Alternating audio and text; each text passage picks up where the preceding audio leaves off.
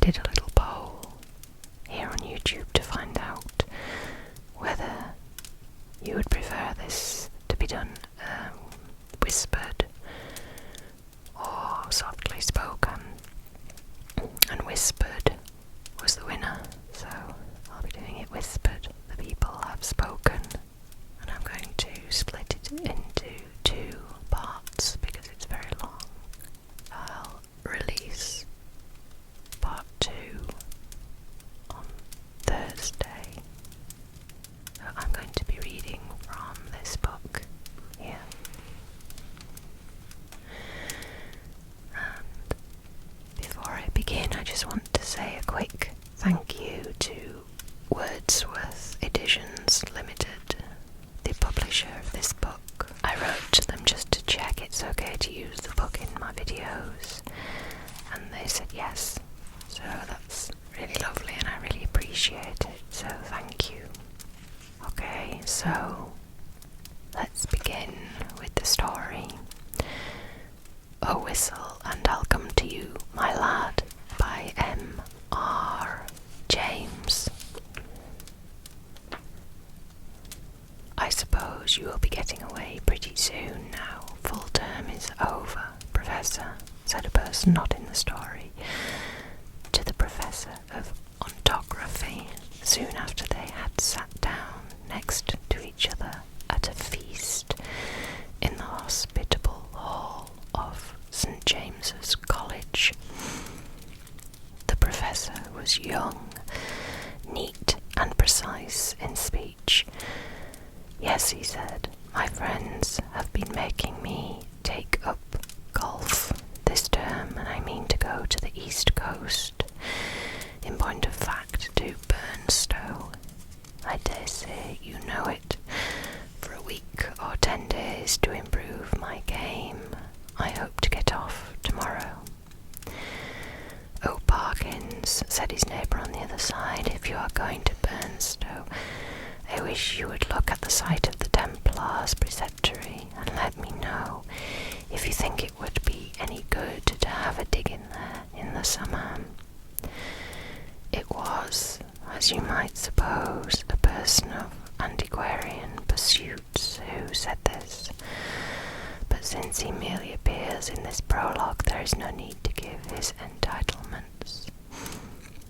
Certainly, said Parkins, the Professor, if you will describe to me whereabouts the site is, I will do my best to give you an idea of the lie of the land when I get back, or I could write to you about it if you would tell me where you are likely to be.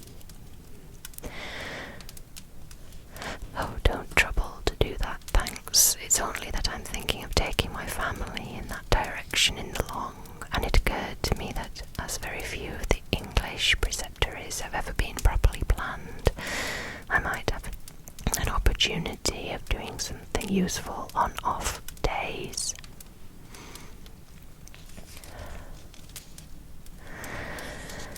The Professor rather sniffed at the idea that planning out a preceptory could be described as useful.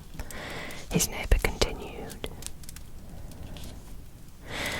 The site, I doubt if there is anything showing above ground, must be down quite close to the beach now. The sea has encroached tremendously, as you know, all along that bit of coast. I should think from the map that it must be about 3/4 of a mile from the Globe Inn at the north end of the town. Where are you going to stay? Well, at the Globe Inn, as a matter of fact, said Parkins. I have engaged a room there. I couldn't get in anywhere else. Most of the lodging houses are shut up in winter, it seems, and as it is, they tell me that the only room of any size I can have is really a double-bedded one, and they haven't a corner in which to store the other bed, and so on. But I must have a fairly large room, as I am taking some books down, and mean to do a bit of work. And though I don't quite fancy having an empty bed, what I may call, for the time being, my study. I suppose I can manage to rough it for a short time that I shall be there. Do you call having an extra bed in your room roughing it, Parkins? Said a bluff person opposite. Look here, I shall come down and occupy it for a bit. It'll be company for you. The professor quivered, but managed to laugh in a courteous manner. By all means, Rogers, there's nothing I should like better, but I'm afraid you would find it rather dull. You don't play golf, do you? No, thank heaven, said rude Mr. Rogers. Well, you see, when I'm not writing, I shall most likely be out on the links, and that, as I say, would be rather dull for you, I'm afraid. Oh, I don't know. There's certain to be somebody in the place, but of course if you don't want me, speak the word, Parkins. I shan't be offended. Truth, as you always tell it, is never offensive. Parkins was indeed scrupulously polite and strictly truthful. It is to be feared that Mr. Rogers sometimes practised upon his knowledge of these characteristics. In Parkins's breast there was a conflict now raging, which for a moment or two did not allow him to answer. That interval being over, he said, "Well, if you want the exact truth, Rogers, I was considering whether the room I speak of would really be large enough to accommodate us both comfortably, and also whether, mind, I shouldn't have said this if you hadn't pressed me, you would not constitute something in the nature of a hindrance to my work." Rogers laughed loudly. "Well done, Parkins," he said. "It's all right, I promise not to interrupt your work. Don't you disturb yourself about that. No, I won't come if you don't want me, but I thought I should do nicely to keep the ghosts off." Here he might have been seen to wink and nudge his next neighbour. Parkins might also have been seen to become pink. "I beg pardon, Parkins," Rogers continued. "I oughtn't to have said that. I forget. You didn't like levity on these topics." "Well," Parkins said, "as you have mentioned the matter, I freely own that I do not like careless talk about what you call ghosts. A man in my position," he went on, raising his voice a little, "cannot, I find, be too careful about appearing to sanction the current beliefs on such subjects. As you know, Rogers, or as you ought to know, for I think I have never concealed my views." "No, you certainly have not, old man," put in Rogers sotto voce.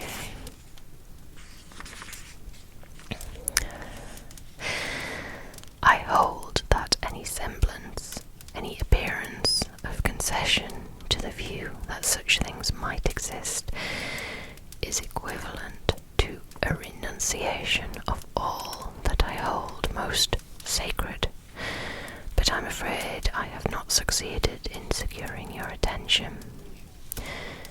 "Your undivided attention was what Dr. Blimber actually said," Rogers interrupted, with every appearance of an earnest desire for accuracy. "But I beg your pardon, Parkins, I am stopping you." "No, not at all," said Parkins. "I don't remember Blimber. Perhaps he was before my time. But I needn't go on. I'm sure you know what I mean." Yes, said Rogers, rather hastily. "Just so. We'll go into it fully at Burnstow or somewhere."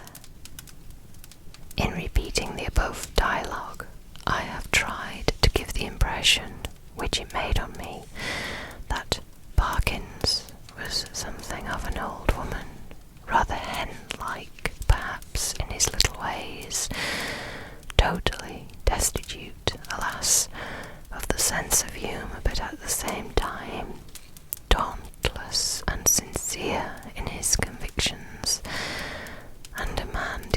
something of the greatest respect, whether or not the reader has gathered so much. That was the character which Parkins had. On the following day, Parkins did, as he had hoped, succeed in getting away from his college, and arriving at Burnstow, he was made welcome at the Globe Inn, was safely installed in the large double-bedded room of which we have heard, and was able, before retiring to rest, to arrange his materials for work in apple pie order upon a commodious table which occupied the outer end of the room, and was surrounded on 3 sides by windows looking out seaward. That is to say, the central window looked straight out to sea, and those on the left and right commanded prospects along the shore to the north and south, respectively. On the south you saw the village of Burnstow. On the north no houses were to be seen, only the beach and the low cliff backing it. Immediately in front was a strip, not considerable, of rough grass dotted with old anchors, capstans and so forth, then a broad path, then the beach, whatever may have been the original distance between the Globe Inn and the sea. Not more than 60 yards now separated them. The rest of the population of the inn was, of course, a golfing one, and included few elements that call for a special description. The most conspicuous figure was perhaps that of an ancien militaire, secretary of a London club, and possessed of a voice of incredible strength and of views of a pronouncedly Protestant type. These were apt to find utterance after his attendance upon the ministrations of the vicar, and estimable man with inclinations towards a picturesque ritual, which he gallantly kept down as far as he could out of deference to East Anglian tradition. Professor Parkins, one of whose principal characteristics was pluck, spent the greater part of the day following his arrival at Burnstow in what he had called improving his game, in company with this Colonel Wilson, and during the afternoon, whether the process of improvement were to blame or not, I am not sure. The Colonel's demeanour assumed a colouring so lurid that even Parkins jibbed at the thought of walking home with him from the links. He determined, after a short and furtive look, that bristling moustache and those encardened features, that it would be wiser to allow the influences of tea and tobacco to do what they could with the Colonel before the dinner hour should render a meeting inevitable. I might walk home tonight along the beach, he reflected. Yes, and take a look. There will be light enough for that at the ruins of which Disney was talking. I don't exactly know where they are, by the way, but I expect I can hardly help stumbling upon them. This he accomplished, I may say, in the most literal sense, for in picking his way from the links to the shingle beach, his foot caught partly in a coarse root and partly in a biggish stone, and over he went. When he got up and surveyed his surroundings, he found himself in a patch of somewhat broken ground, covered with small depressions and mounds. These latter, when he came to examine them, proved to be simply masses of flints embedded in mortar and grown over with turf. He must, he quite rightly concluded, be on the site of the preceptory he had promised to look at. It seemed not unlikely to reward the spade of the explorer. Enough of the foundations was probably left at no great depth to throw a good deal of light on the general plan. He remembered vaguely that the Templars, to whom this site had belonged, were in the habit of building round churches, and he thought a particular series of the humps or mounds near him did appear to be arranged in something of a circular form. Few people can resist the temptation to try a little amateur research in a department quite outside their own, if only for the satisfaction of showing how successful they would have been had they only taken it up seriously. Our professor, however, if he felt something of this mean desire, was also only anxious to oblige Mr. Disney, so he paced with care the circular area he had noticed and wrote down its rough dimensions in his pocket-book. Then he proceeded to examine an oblong eminence which lay east of the centre of the circle and seemed, to his thinking, likely to be the base of a platform or altar. At one end of it, the northern, a patch of the turf was gone, removed by some boy or other creature, ferae naturae. It might, he thought, be as well to probe the soil here for evidences of masonry, and he took out his knife and began scraping away the earth. And now followed another little discovery. A portion of soil fell inward as he scraped and disclosed a small cavity. He lighted one match after another to help him to see of what nature the hole was, but the wind was too strong for them all. By tapping and scratching the sides with his knife, however, he was able to make out that it must be an artificial hole in the masonry. It was rectangular, and the sides, top and bottom, if not actually plastered, were smooth and regular. Of course, it was empty. No, as he withdrew the knife, he heard a metallic clink, and when he introduced his hand, it met with a cylindrical object lying on the floor of the hole. Naturally enough, he picked it up, and when he brought it into the light, now fast fading, he could see that it, too, was of man's making. A metal tube about 4 inches long and evidently of some considerable age.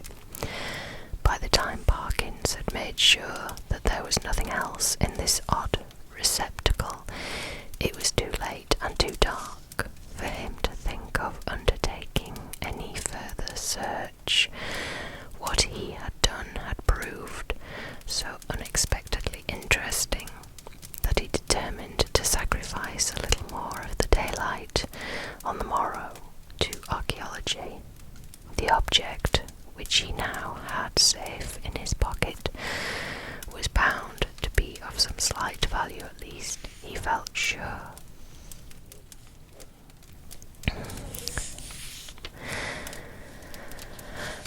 Bleak and solemn was the view on which he took a last look before restarting home.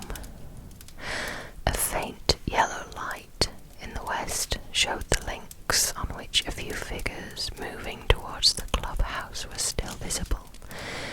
The squat Martello Tower, the lights of Aldsey Village, the pale ribbon of sands intersected at intervals by black wooden groins waves, the dim and murmuring sea. The wind was bitter from the north, but was at his back.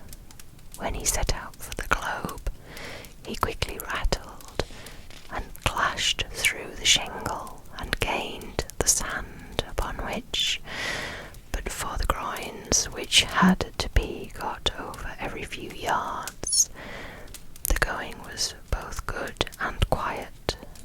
One last look behind to measure the distance he had made since leaving the ruined Templars church showed him a prospect of company on his walk in the shape of a rather indistinct personage who seemed to be making great efforts to catch up with him, but made little, if any, progress. I mean, that there was an appearance of running about his movements, but that the distance between him and Parkins did not seem materially to lessen. So at least Parkins thought, and decided that he almost certainly did not know him, and that it would be absurd to wait until he came up, for all that company, he began to think, would really be very welcome on that lonely shore, if only you could choose your companion.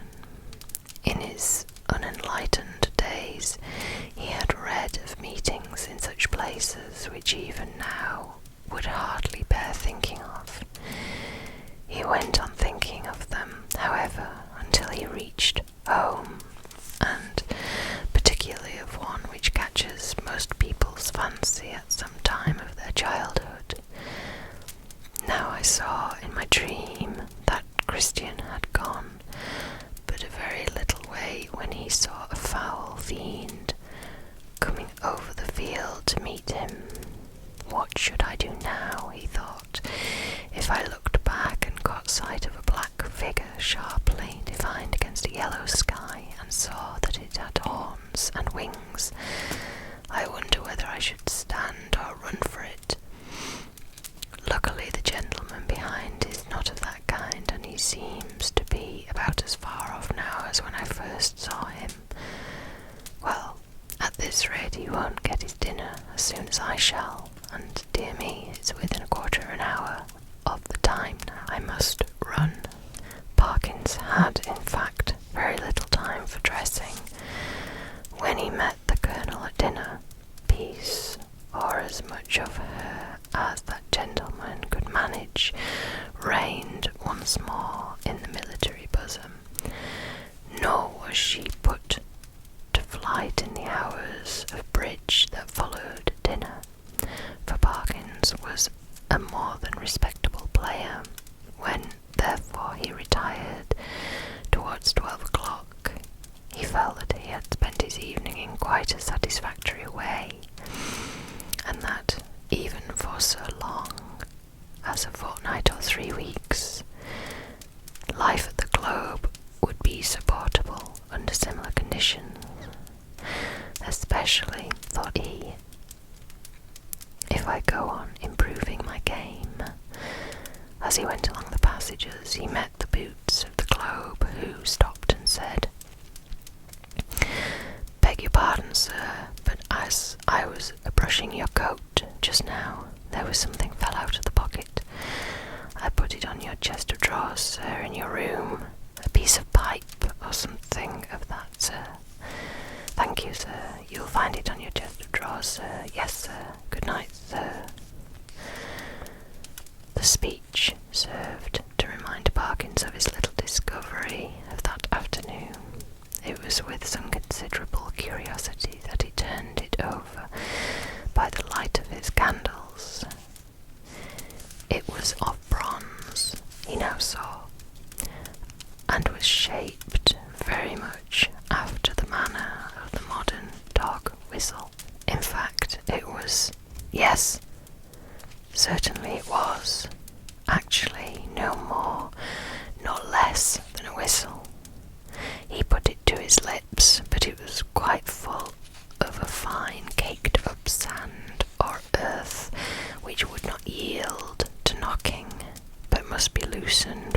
knife. Tidy as ever in his habits, Parkins cleared out the earth onto a piece of paper and took the latter to the window to empty it out. The night was clear and bright, as he saw when he had opened the casement, and he stopped for an instant to look at the sea and note a belated wanderer stationed on the shore in front of the inn. Then he shut the window, a little surprised at the late hours people kept at Burnstow, and took his whistle to the light again. Why, surely there were marks on it, and not merely marks, but letters. A very little rubbing rendered the deeply cut inscription quite legible, but the Professor had to confess, after some earnest thought, that the meaning of it was as obscure to him as the writing on the wall to Belshazzar. There were legends both on the front and on the back of the whistle. The one read thus: Fla für bis Fle, and the other: Qui est Easter, qui venit.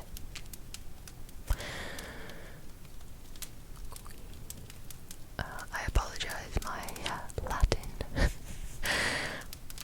non-existent. I ought to be able to make it out, he thought, but suppose I am a little rusty in my Latin. When I come to think of it, I don't believe I even know the word for a whistle. The long one does seem simple enough. It ought to mean, who is this? Who is coming? Well, the best way to find out is evidently to whistle for him. He blew tentatively and stopped suddenly, startled and yet pleased at the note he had elicited. It had a quality of infinite distance in it, and soft as it was, it somehow felt it must be audible for miles around. It was a sound, too, that seemed to have the power, which many scents possess, of forming pictures in the brain. He saw quite clearly for a moment a vision of a wide, dark expanse at night, with a fresh wind blowing, and in the midst a lonely figure. How employed he could not tell. Perhaps he would have seen more had not the picture been broken by the sudden surge of a gust of wind against his casement, so sudden that it made him look up just in time to see the white glint of a seabird's wing somewhere outside the dark panes. The sound of the whistle had so fascinated him that he could not help trying it once again, this time more boldly. The note was little, if at all, louder than before, and repetition broke the illusion. No picture followed, as he had half hoped it might. But what is this? Goodness, what force the wind can get up in a few minutes! What a tremendous gust! There! I knew that window fastening was no use. Ah, I thought so. Both candles out. It's enough to tear the room to pieces. The first thing was to get the window shut. While you might count 20, Parkins was struggling with the small casement, and fell, almost as if he were pushing back a sturdy burglar. So strong was the pressure. It slackened all at once, and the window banged to, and latched itself. Now to relight the candles, and to see what damage, if any, had been done. No, nothing seemed amiss. No glass even was broken in the casement, but the noise had evidently roused at least one member of the household. The Colonel was to be heard stumping in his stockinged feet on the floor above,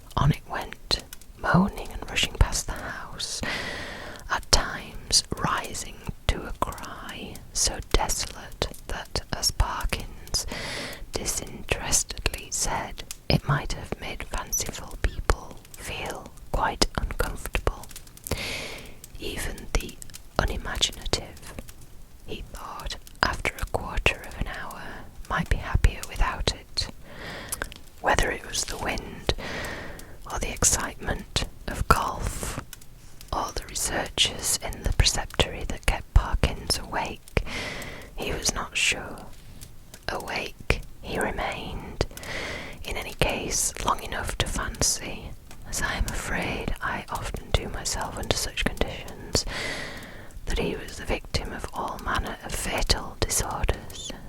He would lie counting the beats of his heart, convinced that it was going to stop work any moment, and would entertain grave suspicions of his lungs, brain, liver, etc. Suspicions which he was sure would be dispelled by the return of daylight, but which until then refused to be put aside. He found a little vicarious comfort in the idea that someone else was in the same boat, a near neighbour in the darkness. It was not easy to tell his direction, was tossing and rustling in his bed too. The next stage was that Parkins shut his eyes and determined to give sleep every chance. Here again, over-excitement asserted himself in another form, that of making pictures. Exporto crede. Pictures do come to the closed eyes of one trying to sleep, and are often so little to his taste that he must open his eyes and disperse them. Parkins's experience on this occasion was a very distressing one. He found that the picture which presented itself to him was continuous.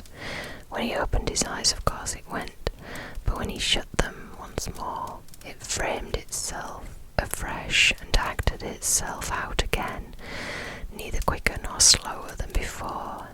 What he saw was this. So I'm going to finish